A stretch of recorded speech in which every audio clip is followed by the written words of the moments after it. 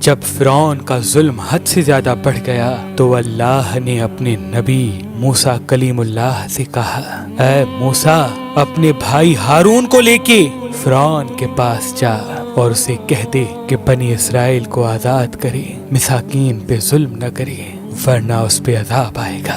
بس اللہ کے نبی موسیٰ علیہ السلام اپنے بھائی ہارون کو لے کے فرعون کی دربار پہنچتے ہیں اور کہتے ہیں، اے فرعون سن، میں اللہ کی طرف سے آیا ہوں۔ فرعون ہنس کے کہنے لگا، کون اللہ؟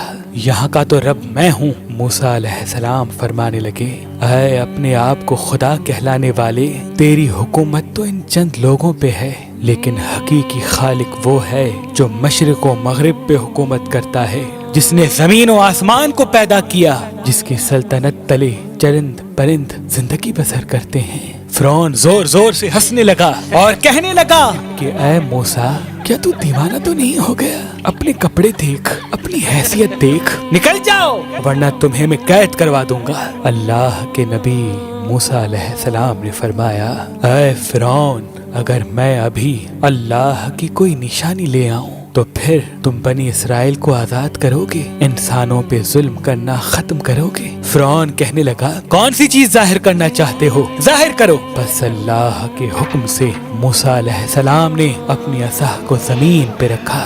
جیسے ہی اس عصا کا زمین پہ رکھنا تھا، وہ اژدہا بن کے پورے محل میں پھرنے لگا۔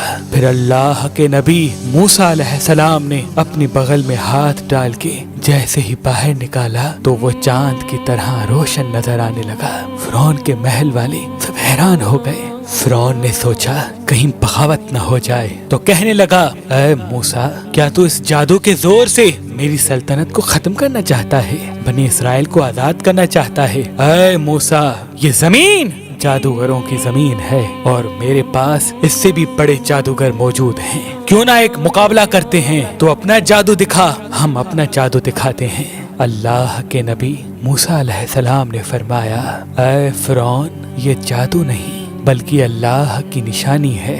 بس فرعون نے اپنی قوم کے بہترین 40 جادوگروں کو بلایا جو بچپن سے ہی جادو سیکھ رہے تھے، اور ایک طرف اللہ کا نبی موسیٰ کلیم اللہ اور ان کا بھائی ہارون تھا۔ اللہ کے نبی موسیٰ علیہ السلام فرمانے لگے، اے جادو کرنے والو، جھوٹ نہ بولو، اللہ کی مخلوق کو گمراہ نہ کرو، میں اللہ کا نبی ہوں، کوئی جادوگر نہیں، میں تو تمہارے رب کی طرف سے تمہاری اصلاح کرنے آیا ہوں۔ وہ جادوگر آپس میں بات کرنے لگے، کچھ نے کہا شاید یہ نبی ہو، کچھ نے کہا نہیں۔ صلاح مشورے کے بعد وہ سب جادوگر فرعون کے پاس آئے اور کہنے لگے، اگر ہم غالب آ گئے تو ہمیں کیا انعام ملے گا؟ فرعون کہنے لگا، اے جادوگرو، جو تم چاہو گے وہ سب تمہیں عطا کیا جائے گا اور تم ہمارے خاص لوگوں میں شامل کیے جاؤ گے۔ وہ سب لالچ میں آ کر موسیٰ علیہ السلام کے پاس آئے اور کہنے لگے، یہ دونوں صرف ایک جادوگر ہیں اور کچھ نہیں، ان دونوں کا مقابلہ کرنے کے لیے تو ہم ہی کافی ہیں۔ بس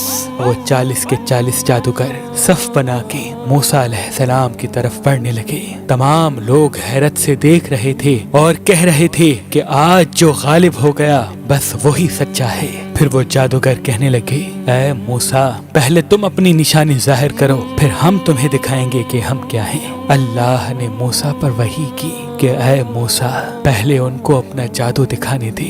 بس ان کے پاس جو لاٹھیاں اور رسیاں تھیں انہوں نے زمین پہ پھینکی اور انسانوں کی آنکھوں پر جادو کر دیا۔ دیکھتے ہی دیکھتے انسانوں کو وہ سب سانپ نظر آنے لگے، حرکت کرنے لگے۔ تمام لوگ ڈر ہی رہے تھے کہ اتنی دیر میں آواز غیب آئی، اے موسیٰ، اپنی لاٹھی پھینک۔ جیسے ہی موسیٰ علیہ السلام نے اپنی عصا کو زمین پہ پھینکا، وہ اژدہا بن کے ان جادوگروں کے تمام سانپ اور لاٹھی کو کھا گیا۔ سب لوگ دل ہی دل میں موسیٰ علیہ السلام کو نبی تسلیم کرنے لگے، اور جب یہ منظر ان جادوگروں نے دیکھا تو آپس میں کہنے لگے، اے لوگو، یہ جادو نہیں ہے، کیونکہ ہم تو جادو صرف انسانوں کی آنکھوں پر کرتے ہیں، لیکن موسیٰ نے جو کیا وہ تو سچ ہے۔ یہ کہہ کے وہ سب کے سب جادوگر موسیٰ علیہ السلام کے قدموں میں گر گئے اور تسلیم کرنے لگے کہ اللہ کے سوا کوئی خدا نہیں، اور اے موسیٰ کلیم اللہ، آپ ان کے سچے نبی ہیں۔